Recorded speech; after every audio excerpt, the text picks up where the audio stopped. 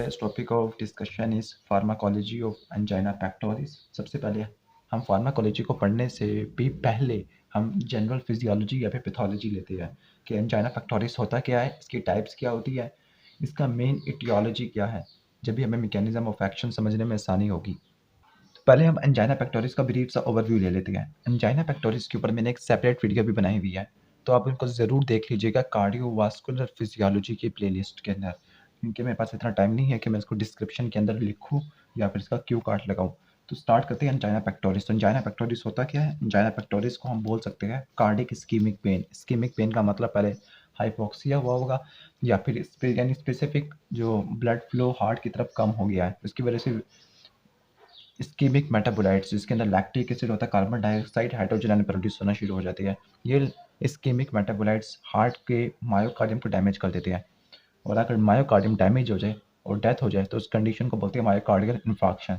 तो हम angina pectoris को इस्कीमिक कार्डिक पेन भी बोल सकते हैं, और स्पेसिफिकली इस्कीमिक चेस्ट पेन या सबस्टर्नल पेन, क्योंकि इसका पेन स्टर्नम की साइड के ऊपर रेफर कर जाता है, लेकिन ज़रूरी नहीं कि स्टर्नम की तरफ रेफर कर जाए। ये नेक के शोल्डर पर, आर्म पर और एपिगैस्ट्रियम इसके ऊपर भी रेफर कर सकता है। तो फिर लिख लेते हैं एंजाइना पेक्टोरिस होता क्या है। तो एंजाइना पेक्टोरिस असल में कुछ नहीं है, असल में हार्ट इस्कीमिक पेन है या ischaemic heart pen. Ischaemic heart pen को बोलते हैं एंजाइना पेक्टोरिस। और एंजाइना पेक्टोरिस हमने प्रीवियस वीडियो में कहा था कि अगर एंजाइना पेक्टोरिस करवाना है तो जो एंजाइना पेक्टोरिस करवाने के लिए मुझे जो इस्कीमिक मेटाबोलाइट्स इनकी एक्युमुलेशन करवानी पड़ेगी। और इस्कीमिक मेटाबोलाइट्स की एक्युमुलेशन कब होगी? जब हार्ट की तरफ ब्लड फ्लो कम हो जाएगा। इस कंडीशन को बोलती है इस्कीमिया। हाइपोक्सिया का मतलब होता है ब्लड फ्लो कम ना होना, बल्कि ब्लड के अंदर जो ऑक्सीजन है वो उसका कम हो जाना, उसको बोलते हैं हाइपोक्सिया। तो हाइपोक्सिया का मतलब होता है, मैं आपको दोनों में डिफरेंस बता देता हूँ, हाइपोक्सिया और इस्कीमिया में क्या डिफरेंस होता है। जो हाइपोक्सिया होता है इसका मतलब होता है ऑक्सीजन टेंशन या पार्शियल प्रेशर ऑक्सीजन का कम हो जाए, इसको बोलते हैं हाइपोक्सिया। तो hypoxia decrease PO2 in the blood given to the target tissue. लेकिन अगर PO2 partial pressure of oxygen ठीक है, नॉर्मल है ब्लड के अंदर, लेकिन ब्लड सप्लाई टिश्यू की तरफ कम जा रही है, तब इसको बोलते हैं इस्कीमिया। तो इस्कीमिया का मतलब ब्लड फ्लो कम हो जाना या ब्लड सप्लाई कम हो जाना टू टारगेट टिश्यू। तो इन दोनों के दरमियान आपको मैंने डिफरेंस बता दिया, हाइपोक्सिया के दरमियान और इस्कीमिया के दरमियान। तो जो एंजाइना पेक्टोरिस था, एंजाइना पेक्टोरिस एक इस्कीमिक हार्ट पेन था जो रेफर होता है, जो फील होता है कहाँ कहाँ पे फील होता है इस्कीमिक हार्ट पेन। ये फील होता है नॉर्मली स्टर्नम के अंदर, अंदरूनी साइड के ऊपर, जिसको बोलते हैं सब स्टर्नल पेन या स्टर्नम वाली साइड के ऊपर। ठीक हो गया? तो इसको हम चेस्ट पेन भी बोल सकते हैं या फिर सब स्टर्नल चेस्ट पेन या सब स्टर्नल पेन। लेकिन ज़रूरी नहीं कि स्टर्नम पेन अगर नहीं आया तो एंजाइना पेक्टोरिस नहीं है। ये स्टर्नम के अलावा किसी और जगह पे भी रेफर कर सकता है, मतलब ये नेक पर भी, शोल्डर पे भी जा सकता है, ये आर्म पे भी आ सकता है, ये एपिगैस्ट्रियम यानी स्टोमक वाले एरिया इस पर भी रेफर कर सकता है, क्योंकि हार्ट असल में इन्हीं एम्ब्रियोनिक सेगमेंट से ओरिजिनेट करता है जहाँ पे ये पेन रेफर हो रहा है। ठीक हो गया? तो इस्कीमिक हार्ट पेन और एंजाइना पेक्टोरिस का मेन कॉज जो मैंने आपको बताया था वो था accumulation of ischaemic metabolites resulting from ischaemia. और इस्कीमिक मेटाबोलाइट्स के अंदर आपने एग्जांपल देनी है लैक्टिक एसिड की, कार्बन डाइऑक्साइड की, हाइड्रोजन आयन की, जो हार्ट को डैमेज करेंगे। अब जो असल में होता क्या है, एंजाइना पेक्टोरिस अगर आपने करवाना है, एंजाइना पेक्टोरिस कराने के लिए आपने दो चीज़ें करवानी होती है। पहली चीज़ ये करवानी होती है कि हार्ट की तरफ जो ब्लड सप्लाई या फिर ब्लड फ्लो कम करवा दे, और दूसरी तरफ जो हार्ट की ऑक्सीजन रिक्वायरमेंट है या ऑक्सीजन कंजप्शन है उसको बढ़ा दे, जैसे एक्सरसाइज में, स्ट्रेस में ऐसा होता है। तो अगर एंजाइना पेक्टोरिस करवाना है तो फिर दो मेन जनरल कॉज देखने को मिलते हैं। पहला ये होता है कि जो हार्ट की तरफ ऑक्सीजन सप्लाई, ऑक्सीजन डिलीवरी या फिर ब्लड फ्लो कम हो गया। अगर ऑक्सीजन डिलीवरी कम होती है, PO2 कम होता है, इसको बोलते हैं हाइपोक्सिया। अगर ब्लड फ्लो डिक्रीज होता है इसको बोलते हैं इस्कीमिया। तो ये पहला जो चीज़ होगा वो यही है कि आपने क्या करवानी है, हार्ट पर ऑक्सीजन डिलीवरी उसको आपने कम करवा दे, और दूसरी तरफ मायोकार्डियल कॉन्ट्रैक्टिलिटी मतलब ऑक्सीजन कंजप्शन को बढ़ा दे। हम ज़्यादा बात करें कि ऑक्सीजन की, क्योंकि अगर ऑक्सीजन नहीं होती तभी एनारोबिक मेटाबॉलिज्म ज़्यादा चलती है, लैक्टिक एसिड, कार्बन डाइऑक्साइड ये प्रोड्यूस होते हैं। एसिडिक कंपाउंड्स तो ऑक्सीजन कंजप्शन को बढ़ा देते हैं, यानी मायोकार्डियल कॉन्ट्रैक्टिलिटी ज़्यादा हो जाती है। अब जितनी मायोकार्डियल कॉन्ट्रैक्टिलिटी ज़्यादा होगी उसके एतबार से ऑक्सीजन सप्लाई भी या ब्लड फ्लो भी उतना आना चाहिए था, लेकिन उतना नहीं आया। तब एनारोबिक मेटाबॉलिज्म चलेगी, लैक्टिक एसिड प्रोड्यूस होगा।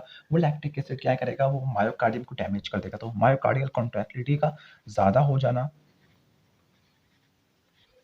ठीक हो गया। तो ये हमें जनरली देखने को मिलता है, क्योंकि इस वीडियो में हम बेसिक ओवरव्यू लेते हैं। फार्माकोलॉजी की वीडियो में हम ये करेंगे, सबसे पहले जो पार्ट होता है इसमें हम इसका बेसिक ओवरव्यू एंजाइना पेक्टोरिस का, दूसरे में ड्रग्स और तीसरे में डिटेल से ओवरव्यू लेते हैं कि ड्रग की टॉक्सिसिटी क्या होती है, ड्रग के साइड इफेक्ट क्या होते हैं।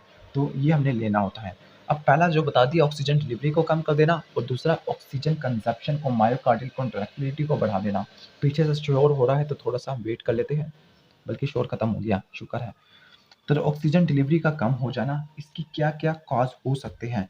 ऑक्सीजन डिलीवरी का कम हो जाने का मतलब, या ब्लड फ्लो कम हो जाना, इसका ये कॉज ये भी हो सकता है कि ज़्यादा कॉन्ट्रैक्टिलिटी। अब देखना, ज़्यादा कॉन्ट्रैक्शन होती है तो वो मायोकार्डियम ब्लड वेसल को कंप्रेस करेगा, ब्लड वेसल को कंप्रेस करेगा तो ज़्यादा ऑक्सीजन की डिलीवरी कम से कम होगी। और यहाँ पर ऑक्सीजन कंजप्शन को बढ़ा देना, मतलब एक्सरसाइज है या स्ट्रेस वाली कंडीशन है, इसके अंदर सिंपैथेटिक स्टिमुलेशन चलती है, और सिंपैथेटिक स्टिमुलेशन कॉन्ट्रैक्टिलिटी को बढ़ा के, ऑक्सीजन कंजप्शन को बढ़ा के एंजाइना पेक्टोरिस के पेन करवाने की प्रोबेबिलिटी को बढ़ा देती होती है। ठीक हो गया।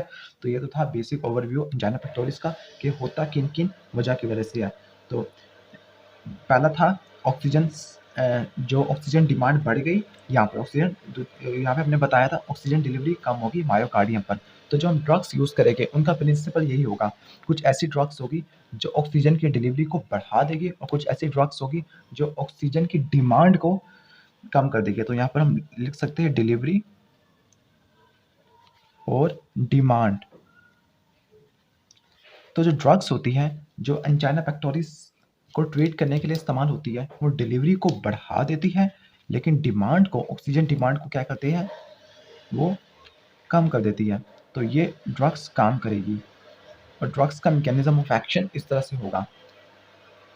तो पहले आपको मैं ड्रग्स का ओवरव्यू भी दे देता हूँ। तो ड्रग्स ने दो काम करने हैं, ऑक्सीजन डिलीवरी को बढ़ा देना है, और ऑक्सीजन कंजप्शन को या डिमांड को कम कर देना है।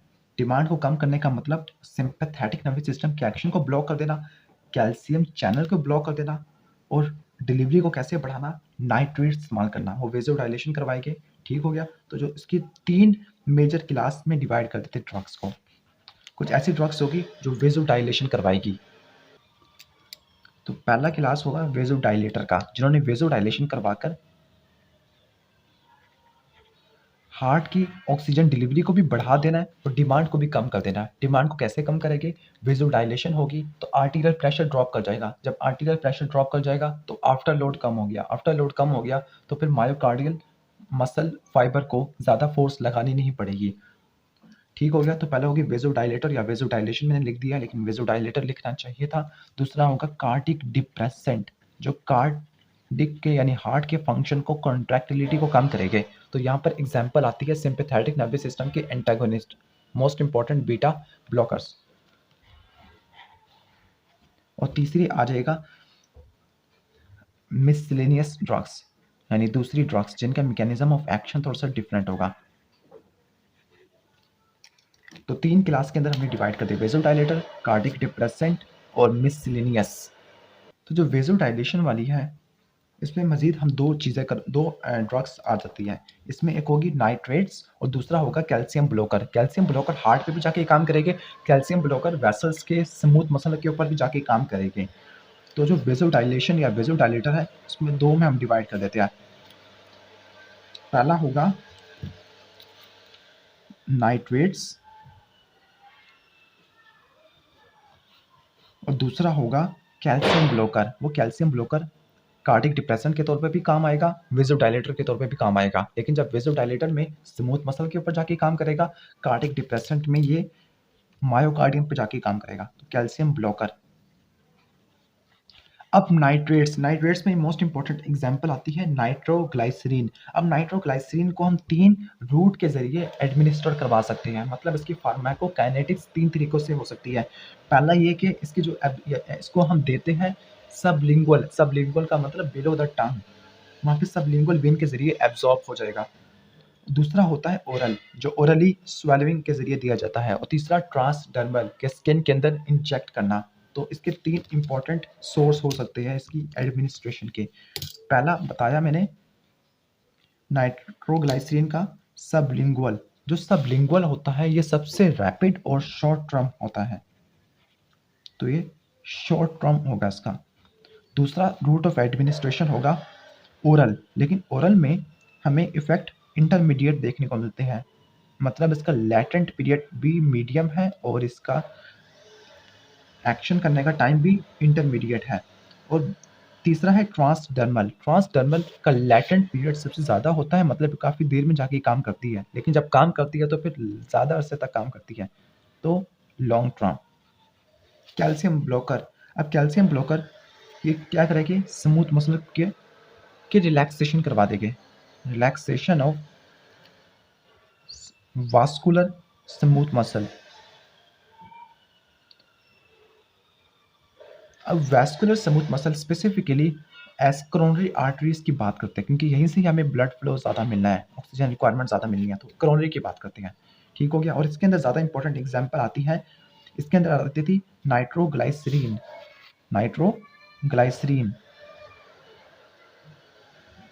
इसके अंदर आती है वेरापेमिल।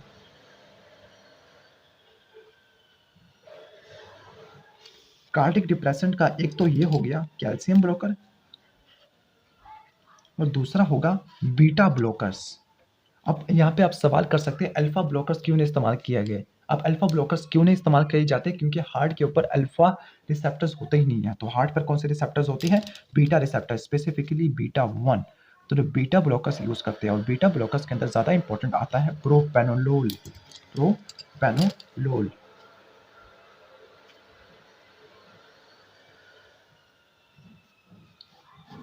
अब यहाँ तक तो हो गया वेजोडाइलेटर और कार्डिक डिप्रेसेंट। अब यहाँ पे आते हैं मिसलिनियस का मतलब होता है कि ये डिफरेंट मेटाबॉलिज्म के जरिए, मेटाबॉलिज्म नहीं, डिफरेंट मैकेनिज्म ऑफ एक्शन के जरिए काम करती है। कैसे, अब हार्ट की कॉन्ट्रैक्टिलिटी को कम करना है, तो जो मायोकार्डियम है इनके एक्शन पोटेंशियल में एक लेट सोडियम करंट आता है। मैं इसको नेक्स्ट वीडियो में एक्सप्लेन करूंगा, लेकिन अभी आपको बता देता हूँ। जब इसका जो एक्शन पोटेंशियल होता है, इसमें आता है लेट सोडियम करंट, जो डीपोलराइजेशन करवाता होता है, तो उसको ब्लॉक करती है एक ड्रग। और इसके साथ जो पेस मेकर का करंट है, जो एस ए नोड के अंदर जनरेट होता है, उसके अंदर सोडियम के जो कंडक्टेंस होती है उसको भी ब्लॉक कर देती है। तो इसके अंदर हम 2 एग्जांपल्स डाल सकते हैं। ठीक है, पहला जो आएगा, अगर ये काम करती है, लेट सोडियम करंट को ब्लॉक करती है, ब्लॉक या डिक्रीज लेट सोडियम करंट, जिसकी वजह से कॉन्ट्रैक्टिलिटी कम हो जाएगी, तो कॉन्ट्रैक्टिलिटी कम हो जाएगी। दूसरी तरफ कुछ ऐसी ड्रग्स होती हैं जो एस एन नोड के पेस मेकर का करंट ब्लॉक कर देती है, स्पेसिफिकली सोडियम करंट,